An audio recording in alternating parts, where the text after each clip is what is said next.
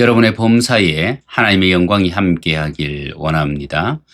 오늘 34쪽에서 봅니다. 의지 부분에 대해서 보는데 34쪽 네 번째 챕터입니다.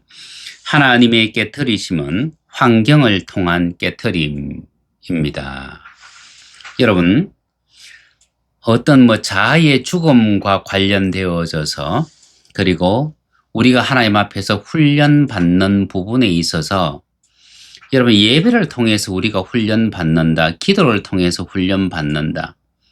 아니요, 여러분, 성경은 우리에게 환경을 통해서 우리가 훈련되어진다는 것을 보여줍니다. 이 환경을 통해서 우리의 성품이 하나님을 닮아가고요.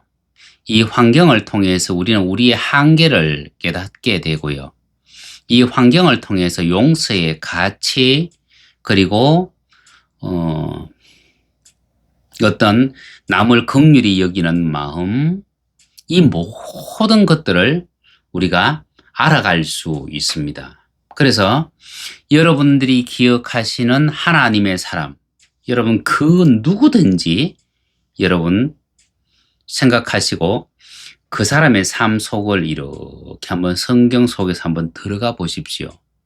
그들 중에 훈련을 받았던 사람은 하나님 앞에 정말 멋있게 쓰임받고요.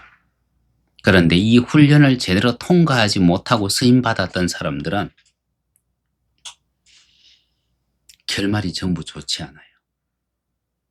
그래서 환경이라고 하는 것은 우리를 연단시키고 훈련시키고 우리를 새롭게 하시는 하나님의 도구입니다.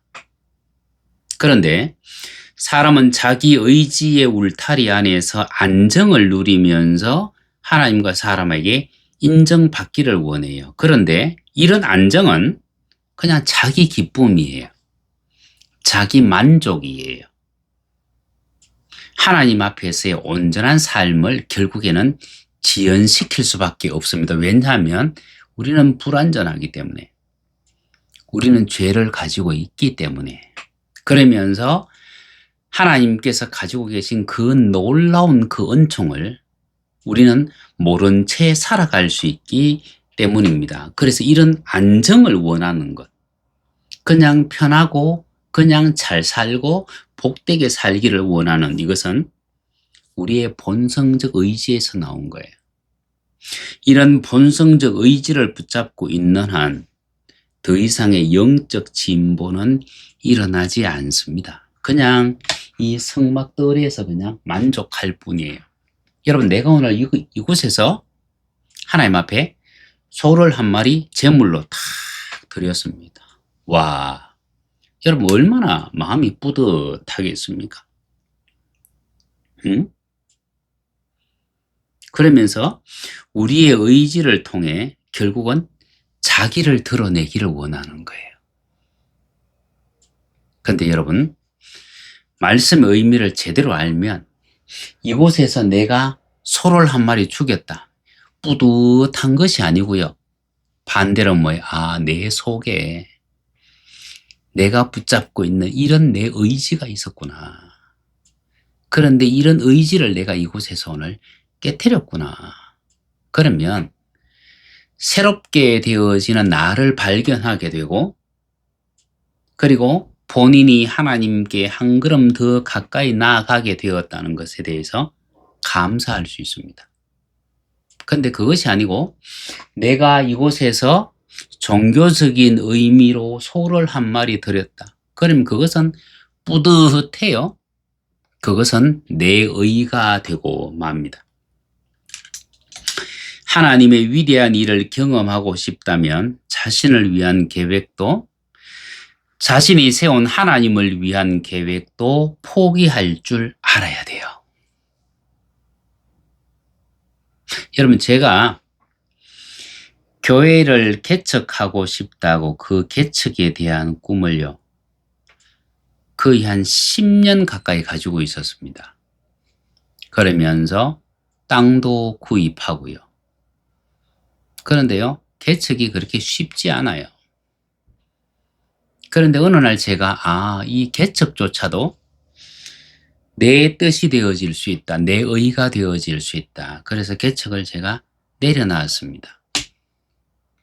한 3, 4일 뒤에 어느 목사님이 저에게 물었습니다. 목사님 개척 안 하세요? 그래서 개척조차도 내 의가 되어질 수 있기 때문에 저는 개척 안 합니다. 주님이 말씀하시면 합니다. 그리고 난 뒤에 약 한 일주일쯤 있다가 주님 말씀하세요. 수지로 올라가거라. 다 준비되어 있다. 여러분, 내가 포기했더니만 하나님이 저에게 개척을 명령하시는 거예요. 여러분, 우리는 교회를 개척하고 복음을 전파한다. 그러면 그것이 모두 다 무조건 하나님의 뜻인 줄 생각합니다. 그런데 하나님은 당신의 계획대로 움직이는 사람을 하나님이 사용하십니다. 그래서 사도 바울은요, 복음을 들고 비두니아로 가기 위해서 정말 애를 많이 썼습니다. 그런데 성령께서 뭐라고 말씀하시느냐면, 야, 마게도니아로 가거라. 바울은 마게도니아로 갑니다. 사도 바울이 음성을 듣지 못했으면요, 비두니아로 갔을 거 아니에요. 그죠? 제가 하나님의 음성을 듣지 못했으면 수지에 개척하는 것이 아니고 제가 원하는 곳에 개척했을 거 아니에요. 제가 원하는 곳에 제가 원하는 시간에 개척했다 그러면 그것은 하나님의 영광하고 상관이 없습니다. 하나님이 마게도니아로 가라고 말씀하셨는데 사도 바울이 그 음성을 듣지 못하고 비두니아로 갔다 그러면 그것은 하나님하고 상관이 없어요. 여러분, 우리가 생각하는 것이 아무리 선하다고 하더라도 하나님의 계획 앞에서는 포기할 줄 알아야 됩니다. 그런데 포기를 못하는 이유는 뭐냐면 자신이 드러나야 되기 때문이에요. 여러분, 내가 주인 되신 하나님의 말씀에 순종하면 나는 드러나지 않습니다. 하나님만 드러납니다. 그런데 하나님의 뜻을 묻지 아니하고 나의 계획을 관철시켜서 그것을 이루면은 누가 드러납니까? 하나님이 안 드러나고 내가 드러나는 거예요. 우리는 신앙생활 하면서 이런 과오를 범할 확률이 너무나 많습니다. 그래서 자기의 의지를 붙잡고 있다면 그것은 자신이 만든 울타리에 갇혀서 스스로 통제당하는 거예요. 하나님의 뜻인 줄 착각하면서 살아가고 있는 거예요. 하나님은 우리가 스스로의 계획을 포기하고 하나님의 계획을 이루어 가길 원하십니다. 그래서 순종은 자기 의지의 포기에서 출발합니다.